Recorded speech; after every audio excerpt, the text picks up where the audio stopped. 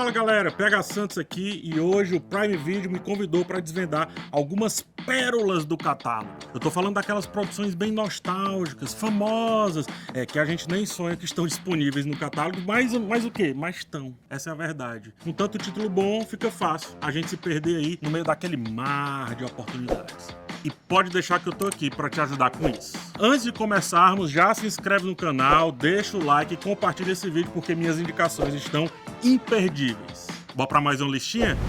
Ficção científica, conflitos familiares e cowboys? Sim, foi isso que a gente pediu. Além da Margem, foi uma das séries mais faladas de 2022. E nela vamos acompanhar o fazendeiro Royal Abbott e a sua família tentando defender o seu pedaço de terra contra uma família rival. Mas tudo fica mais complicado depois que um buraco misterioso surge nos limites da sua propriedade. Em uma mistura de Yellowstone com viagem no tempo e até multiverso, as fronteiras do tempo e do espaço são rompidas e alguns fantasmas do passado vêm à tona para esquentar ainda mais esse conflito. Fora isso, ainda tem esse protagonista tendo que resolver vários problemas. Ela é protagonizada por Josh Brolin, o Gurney de Duna, e a série conta com 8 episódios em sua primeira temporada. E a segunda acabou de sair do forno e deve explorar ainda mais o lado sci-fi dessa trama. A trama vai desenrolar total a partir de agora, pode ter certeza. Eu já quero terminar esse vídeo para ir assistir, vamos logo, agiliza. E eu pergunto, o que você faria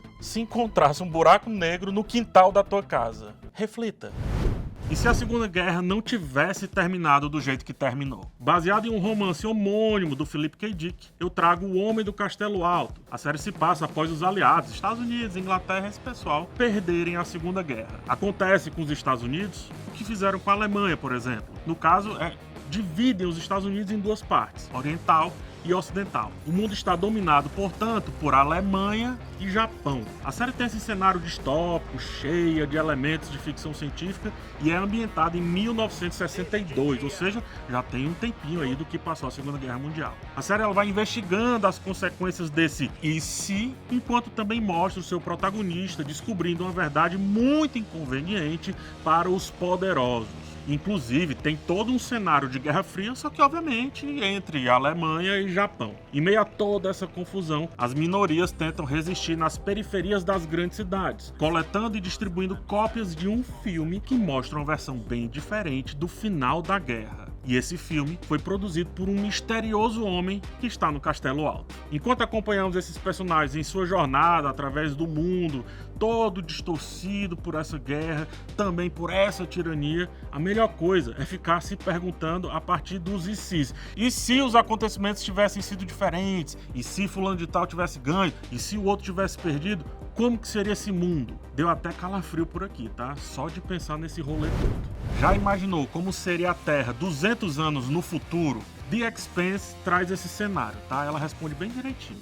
Nela, a humanidade conseguiu colonizar outros planetas do sistema solar. As populações da Terra e de Marte são mais ricas e evoluídas, aqui entre aspas. Por outro lado, os Bathers, nascidos lá no cinturão, são considerados diferentes, porque seus corpos sofreram alterações devido à falta de gravidade.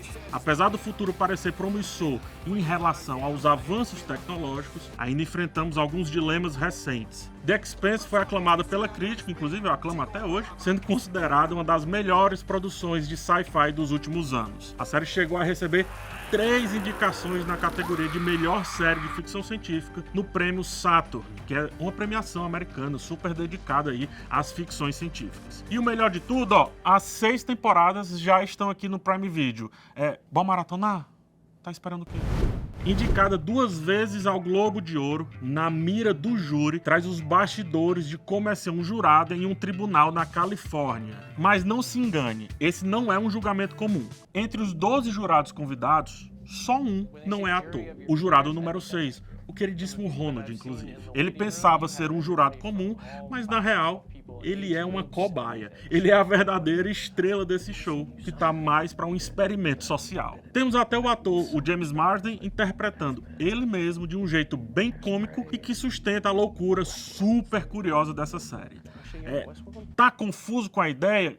Calma que eu te explico. Primeiro, a série é parte documental, parte ficção. O lado documental é quando acompanha o protagonista que vê um anúncio de convocação para participar de um documentário sobre júris. e ele vê isso no Craigslist, que é tipo um classificados dos caras lá. Ele pensou que seria uma boa participar pelo valor que seria pago e também por ter uma chance de aparecer na TV. Porém, ele não sabia que até o julgamento era fake e que ele seria totalmente enganado por tudo e por todos. Na Mira do Júri é uma comédia divertidíssima com 8 episódios para você rir e se divertir a cada situação absurda e ainda se apaixonar pelo protagonista, o queridíssimo Ronald. Sério, bicho, o cara é demais. Tinha que ser ele o protagonista. Sério, rapidinho, 8 episódios, 30 e poucos minutos. Você começa rindo e no final você tá chorando.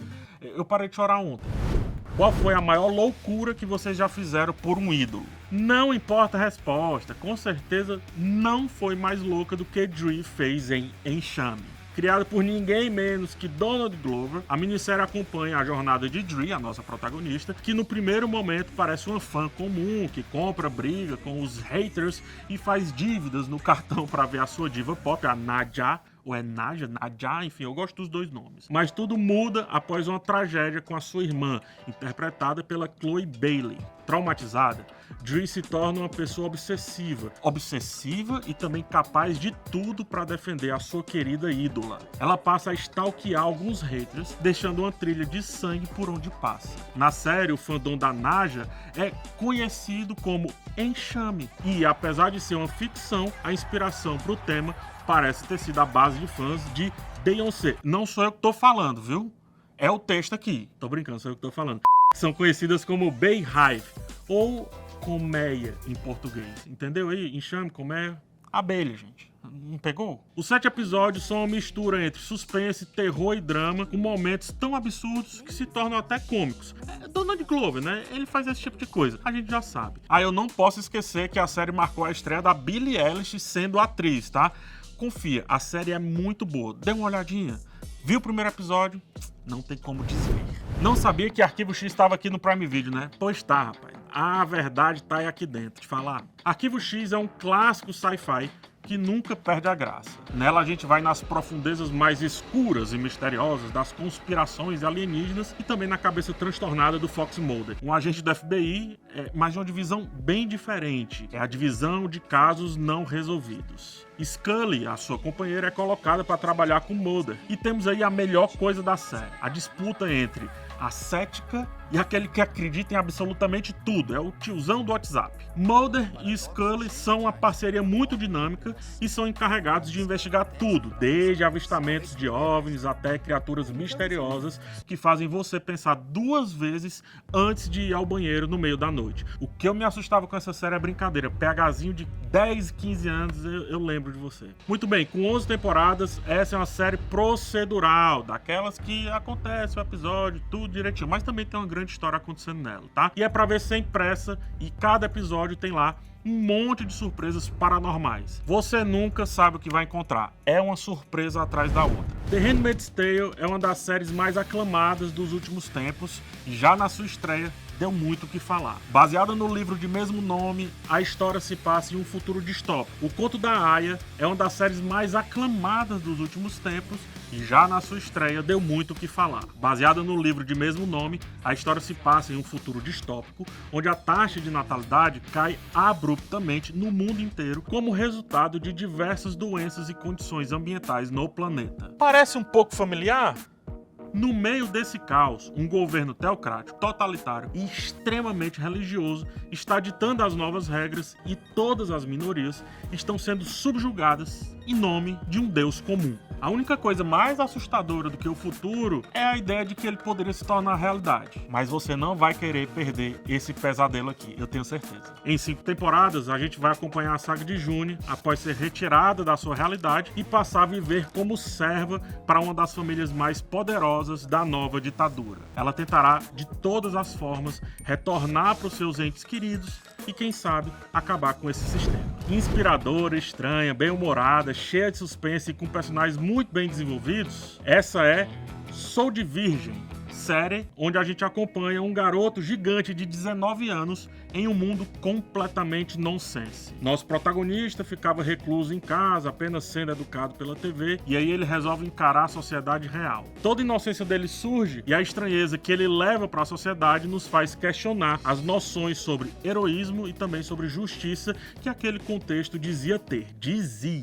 Quando conhece um grupo de adolescentes, ele decide se aventurar nas ruas, e fã de quadrinhos que vai perceber que a realidade pode ser bem diferente das histórias que conhecia. Os heróis que diziam ser tão heróicos assim, não são nada disso. Essa é a verdade. Decidido a fazer a diferença, ele coloca a mão na massa e usa a sua força e tamanho para combater o crime e defender os oprimidos. Logo, nosso protagonista ele descobre que ser um herói não é tão simples quanto parecia ser, que talvez ele precise lutar para não se tornar um vilão naquela realidade. Eu adoro essa abordagem do seriado e as várias críticas que ela faz a esse lance da cultura pop tentando vender uma vida perfeita a partir do mundo dos super-heróis, dos fortões e etc. Com 7 episódios na sua primeira temporada, Sou de Virgem traz críticas afiadíssimas e reflexões muito atuais por meio de uma comédia muito ácida. E mesmo que você não seja do signo de Virgem, vai gostar bastante, eu garanto. Bom, pessoal, eu espero que vocês tenham curtido as minhas indicações. Além dessas, quais outras que vocês acham que são pérolas e poderiam aparecer nessa listinha também? Comenta aqui embaixo que eu quero ouvir. E não se esqueça de deixar o like no canal, se inscrever e também compartilhar com as amizades, tá? A gente se vê na próxima oportunidade. Tchau, tchau.